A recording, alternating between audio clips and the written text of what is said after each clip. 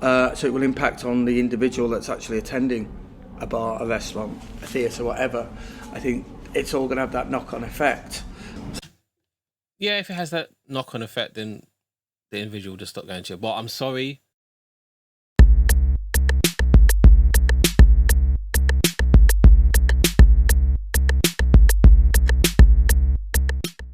Buongiorno freaks and geeks, welcome to another reaction video. I'm of course MKH, and I'm going to try and not laugh during this video. Let's just say this video is known in the genre as when Brexit goes wrong. Because we remember before the Brexit referendum in the UK in 2016, everything was Project Fear. Project Fear, Project Fear, Project Fear. Namely that we said, well, I didn't say because I wasn't a part of the Remain campaign, but I did vote Remain, in fairness. So this is where my bias comes from. I did vote Remain. I wish we were still part of the EU. I love freedom of movement.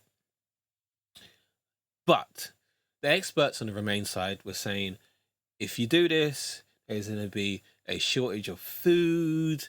You're not going to be able to travel as much.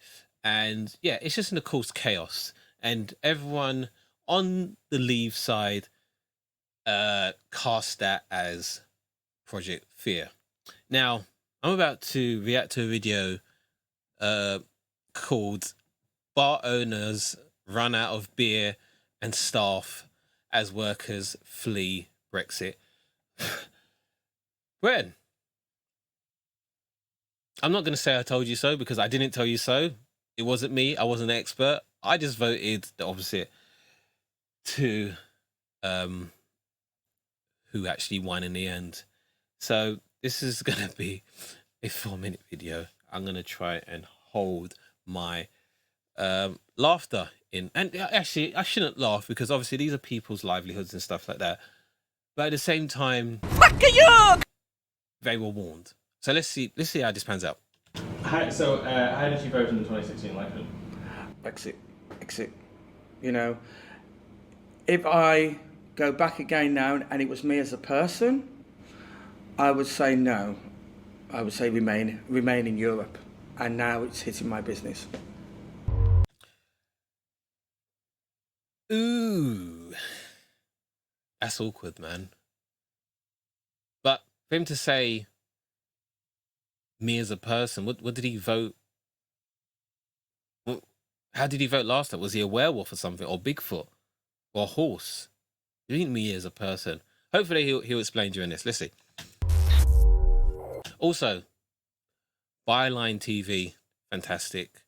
A bit of, I guess, YouTubering and journalistic integrity. Not that I even like journalists that much.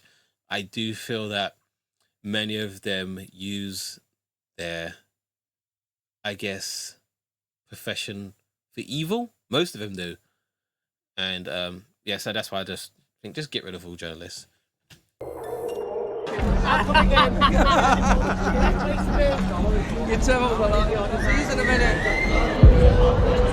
Okay.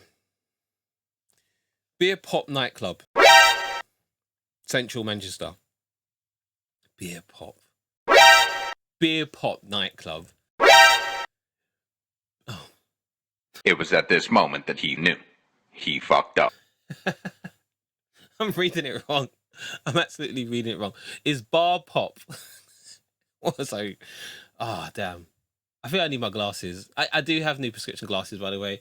I forgot to put them on during this video. Not that it would have mattered because I'm like 2 centimeters away from the friggin' screen, so I should be able to see it. It's just that I can't read. So Bar Pop nightclub. Bar Pop nightclub in Central Manchester. First of all, you got a stupid name. What does Bar Pop mean? Bar Pop. Bar Pop. Bar Popular. Barricade. I don't know what that means, but it's a nightclub as well. Girls, join the membership scheme.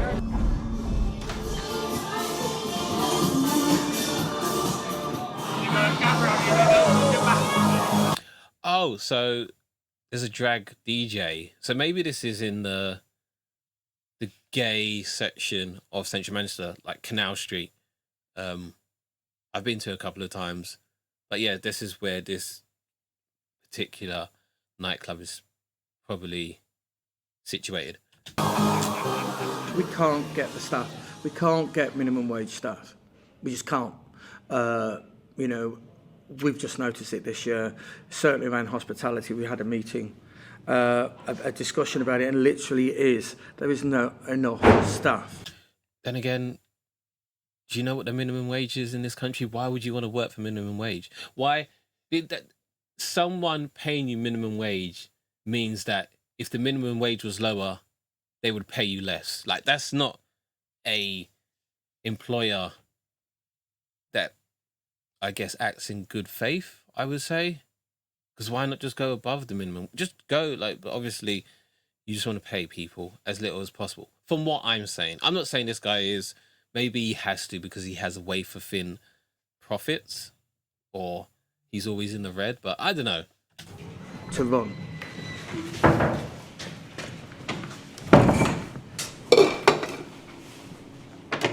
People that were Europeans that could travel.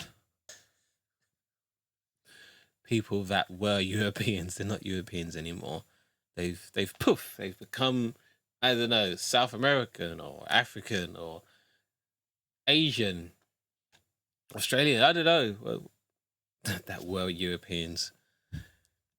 Maybe I'm being too harsh on this guy. Maybe because of what I saw in the preview, given his political leanings. But that was too easy. Freely across Europe now can't come into Britain. And that's a large chunk of hospitality that's now missing. That's what they said. This is what they said. I don't understand this. Like, why is everyone acting shocked now? This is what they said. And they called it Project Fear. Ah. And there aren't people there to fill those vacancies. You know, a chef that you could have been employing at £10, £15 an hour is now demanding £30, £35 Good an for hour. him. Because there's that much shortage and he can pick and choose his job.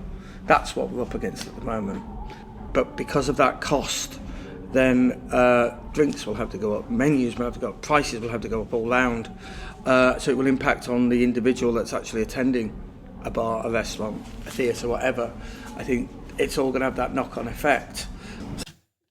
Yeah, if it has that knock-on effect, then the individual will just stop going to it. But I'm sorry, but that is the reality. Like, Project Fear, aka the Remain side, told you these are the things that are going to happen because of this, this, and this. Like, they walked you through, like, they spoke to you like you were, I don't know, 15-year-olds. Maybe they needed to speak to you like you were 5-year-olds, because it was very simple how they went back through the steps and told you this is what's going to happen. So good for that chef that's requesting £30 an hour. Good. That's a skill. So yeah, you should be remunerated. You should be paid and recompensed appropriately. September the 23rd will be 8 years of owning this bar. We took it as a gamble.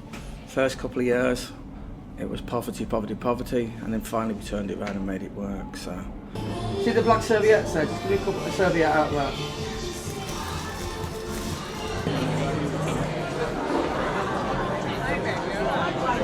Literally is that bad. You go into a supermarket and the shelves are empty.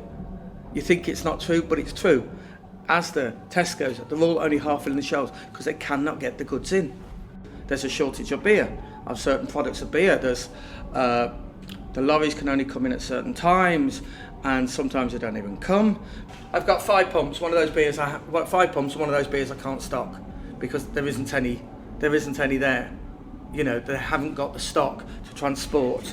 You know, they could be sitting in the factory where they've made it, but they haven't got the transport to transport the beer to another part, to bottle it, to give it to me. Or, you know, that's what's going on, the chain supplies, and it's just knocking on and knocking on. You know, there is huge amounts within our industry that's missing. It's an absolute cock-up. How did you vote? He had all of these complaints. Which were said beforehand. He sounds like someone who never thought about this stuff beforehand. So I'm glad that the journalist actually poses this question to him. So how did you vote in 2016? This is something that should be thrown at individuals. In the 2016 election. How did I vote? I voted as a businessman. What does that mean? What does that mean? What does that...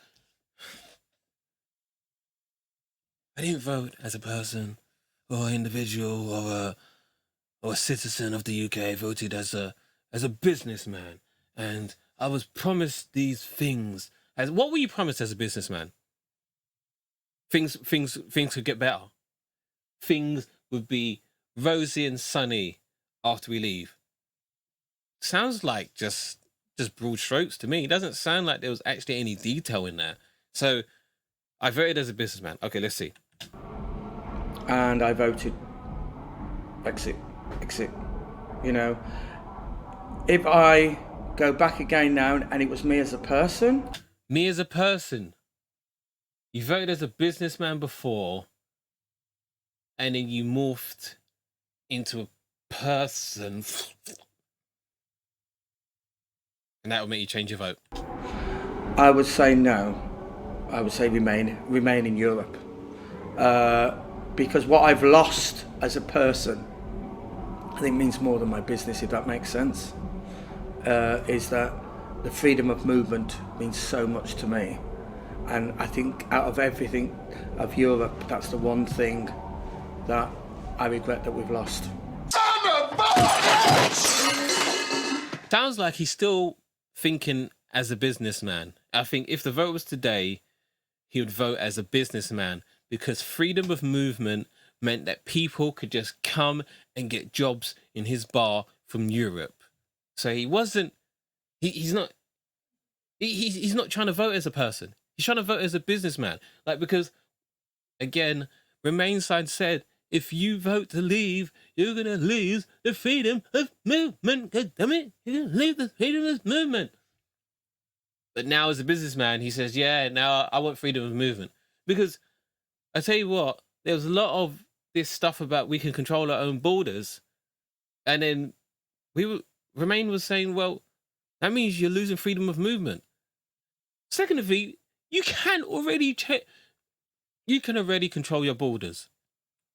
You can ask for requirements of someone coming over and getting a job.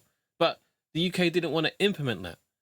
So this guy saying what I lost as a person, you're saying the money that is sadly being lost and drained from your business because freedom of movement has gone, has brought you to the conclusion that if the vote was again, you would still be voting as a businessman. I'm not buying this person business shtick that you're saying. I'm sorry.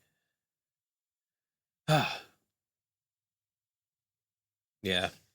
Sorry, this is not my usual type of video, but it's just it's so infuriating. So if I didn't spend so long growing my hair, I'd rip it out. Like, come on, people.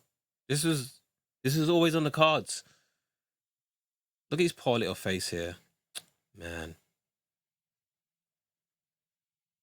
This is the face of a guy who's lost £100 and found a button in return. That's sad, man. You know, and now it's hitting my business. Okay. That was the video. That was Byline. Byline's quite a good channel. I've subscribed to them. You should as well. I'll put a link to the original video down below. So tell me, especially if you are as frustrated about the Brexit outcome for the UK as me, like, what do you think? Like, did Britain make the right choice, or are we idiots? Because that's how I see it. But yeah, with that being said, I know it wasn't the same, I don't know, sarcastic, jokey type video, but nevertheless, please like, subscribe, yeah, leave me a comment down below of what I should react to next. I'll see you next time. Bye-bye.